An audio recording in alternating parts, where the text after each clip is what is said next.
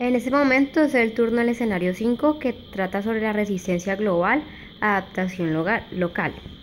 En las primeras décadas del siglo XXI los precios de energía eran estables y literalmente era un costo competitivo. También se debía a una producción barata y las cadenas de suministro no eran viables. Todo esto se debe porque existía un alto nivel de consumo. Se estima que para el 2050 el cambio climático a largo plazo es de 3,5 centígrados. Muchas áreas estarían amenazadas con frecuencia, tanto por desastres naturales como lo son los tsunamis, las inundaciones, los huracanes, los terremotos, como también por la escasez de agua, ya que debido a desastres de la producción agrícola, los alimentos tienen que alimentos tienen que competir con otros sectores como la producción de biocombustibles. Debido a lo que está ocurriendo, al gobierno le comienza a importar sobre la administración de la tierra cultivable y proclara que el pueblo quiera dedicarse a la agricultura urbana. ¿De qué trata esto? De que en parques, techos, paredes y en las ciudades haya plantas, haya siembras, haya diferentes cultivos que permitan que se ayude al pro del medio ambiente. Además, algo que causa bastante interés es que las energías renovables como la solar y la eólica están siendo cosechadas en parques y también en la periferia y descentralizadas de las ciudades. Estas energías renovables están siendo completadas con combustibles fósiles y con el gas esquisto que se puede encontrar en regiones como América del Norte y China, que tienen pocos recursos de gas convencionales. Por otro lado, se encuentran las políticas nacionales. Estas buscan la intensidad máxima de un producto y le piden un impuesto al consumidor para concientizar del cuidado de los recursos naturales. Estas políticas nacionales consisten en que los países se colaboran entre sí para acceder a aquellos recursos que sean raros por medio de acuerdos comerciales, ya que existen mercados en común. Estos países están preocupados por el calentamiento global. Además, se puede hablar de América Latina, Asia y también se puede hablar acerca de África. Estos países están llamados a ser unas gran potencias por su tanto cultura como su forma de ver las cosas y hacerlas. Se dice que en Asia se va a fomentar cada día más la vida.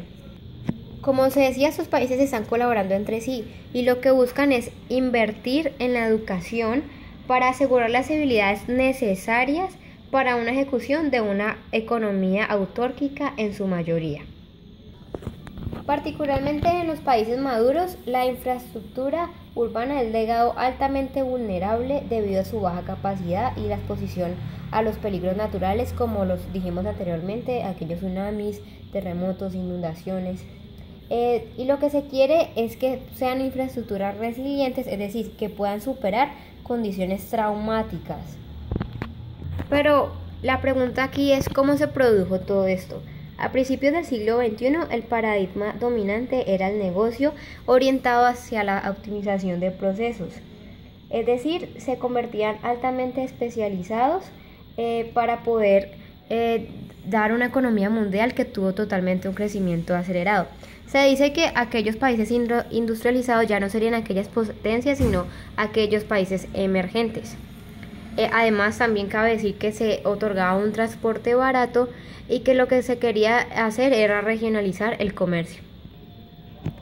Todo lo que acaba de ocurrir tiene impactos negativos. ¿Por qué? Porque se da una escasez de recursos por todos aquellos desastres naturales y el calentamiento que se ha venido presentando a nivel global. Además, se están eliminando aquellos recursos que son vitales para nuestra vida, pero que el hombre, por su deseo intenso de buscar, de avaricia, no logra comprender la importancia de estos. Además, como los decíamos, existen recursos escasos y se hace un consumo menor. También cabe aclarar que se está llegando a la piratería y al terrorismo y que las emisiones de carbono son cada vez más grandes y esto lo que hace es afectar nuestra vida y también se da un envejecimiento poblacional. Algo importante es que se hablaba acerca de servicios de alquiler de cualquier tipo de cosas, ya sea casas, alimentos, como se dijo, servicios de alquiler de cualquier tipo, con tal de que las personas pudieran estar bien en cualquier tipo de catástrofe, es decir, estaban preparadas para cualquier eventualidad. También algo importante es que se deciden tener instalaciones de fabricación automatizadas por medio de un software. ¿Qué permite esto? Que el flujo de datos sea más elástico y se pueda optimizar productos, adaptando así máquinas que modelen los productos según las adaptaciones del cliente. Es decir, se siguen las preferencias de los clientes y se hace un diseño personalizado, y todo esto se hace a precios asequibles. Algo importante es lo que sería la logística para el 2250. Se dice que no importan los inconvenientes impredecibles, se entregarían los productos. Además de que habrían estructuras de almacenamiento capaces de soportar todas esas eventualidades, y no existirían procesos porque esos se harían centros regionales que estarían cerca del fabricante. Además, las plantas de producción se encontrarían cerca de los mercados. Cabe resaltar que todo esto se logra a través de la tecnología, que nos ayuda a reducir la vulnerabilidad. Además, algo que la logística busca es reciclar para poder obtener aquellos recursos escasos. ¿Dónde entra el ingeniero industrial en este escenario? El ingeniero industrial entra como tal en la logística, en lo que es la planeación de los recursos naturales, de los recursos escasos, cómo se le pueda entregar al cliente lo que desea desde el momento en que lo pide hasta que llega a sus manos. Además, podemos ver cómo el ingeniero industrial puede estar en el diseño de aquellos productos que están relacionados con las preferencias, con la optimización de procesos, y también está muy enfatizado en la cuestión del calentamiento global, porque sabemos que el mundo nos pertenece, pero debemos cuidarlo, porque si no tenemos acceso a nuestros recursos naturales, al cambio climático, a las condiciones como tal, no podríamos hacer todo lo que tanto producimos y tanto satisface nuestras necesidades. El futuro de la logística le apuesta a las energías renovables que hacen poco uso del carbono, como pueden ser la eólica y la solar. Los países desarrollados deben reducir sus emisiones en un 80 o 90% si se quiere hablar realmente de llegar a la meta de 2 grados centígrados por encima para finales del siglo XXI. Esos países tienen que empezar a hacer un proceso de descarbonización de sus usos de energía, haciendo uso de los servicios logísticos. Pero claro, es difícil pasar la economía que está tan ligada a los combustibles fósiles a energías saludables, renovables, por decirlo de alguna manera. Entonces, los países desarrollados tienen que empezar a dar este cambio. Pero claro, el crecimiento poblacional mundial y las migraciones hacen que esto pueda ser muy duro para el planeta y para las sociedades. Puede llegar a un punto tal de que el cambio climático pueda ser irremediable, que los países tengan que verse obligados a hacer uso de la geoingeniería, como puede ser fertilizar todos los mares para que haya una más proliferación de algas y así haya un nivel de oxígeno más alto, o esparcir por la estratosfera minerales para combatir los rayos solares. Por otra parte, las soluciones de estos escenarios plantean de que los países tienen que mejorar su infraestructura, mirar por un transporte verde y mejorar sus cadenas de suministro. ¿Cómo se hace esto? Es ahí cuando la cibernética juega un papel importante, porque esta le da seguridad al productor al decirle a tiempo real dónde está su carga, y así poder tener una apertura del comercio, pues este va a poder llegar a lugares más remotos. Esta adaptación de las empresas tiene que ir ligada al escuchar al cliente, proporcionarle asesoramiento y ayudarles a conocer el futuro, porque esto es como una simbiosis. Las empresas y los clientes van a trabajar para poder saber cuál es el futuro de las tendencias, y así estas pueden adaptarse al crecimiento tan veloz que están sufriendo. Por otra parte, para reducir las emisiones del carbono, el transporte verde va a jugar un papel importante.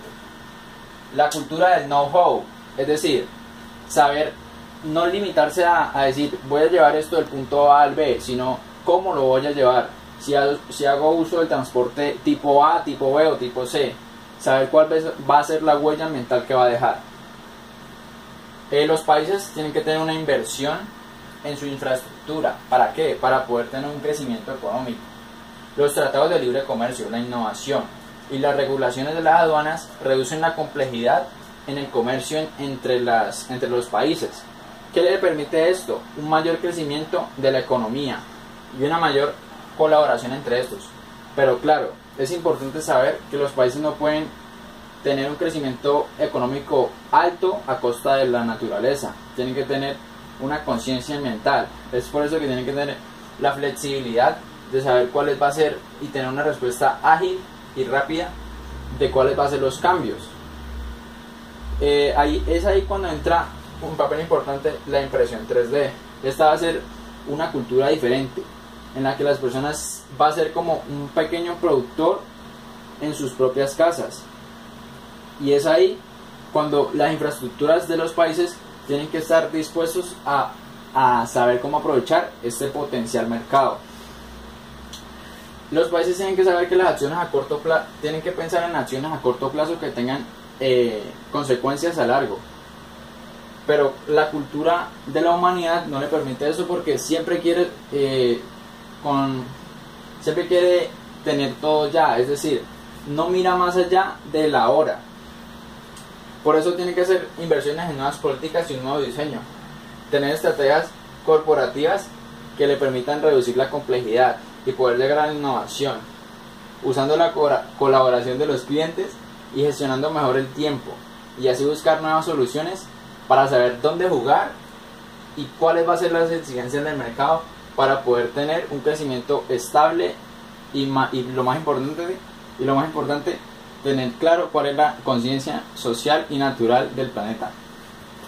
Conclusiones. Se puede concluir que el ser humano debe tomar decisiones y acciones de cómo desea su futuro. Por otro lado, es de vital importancia que cuidemos el planeta Tierra, pues es nuestro hogar. Y como papel de ingeniero industrial debemos de crear proyectos de prevención y optimización de los recursos, ya que somos llamados a mejorar los procesos. Pues como se dice en el estudio de DHL, debemos imaginar, planificar y realizar acciones. Muchas gracias.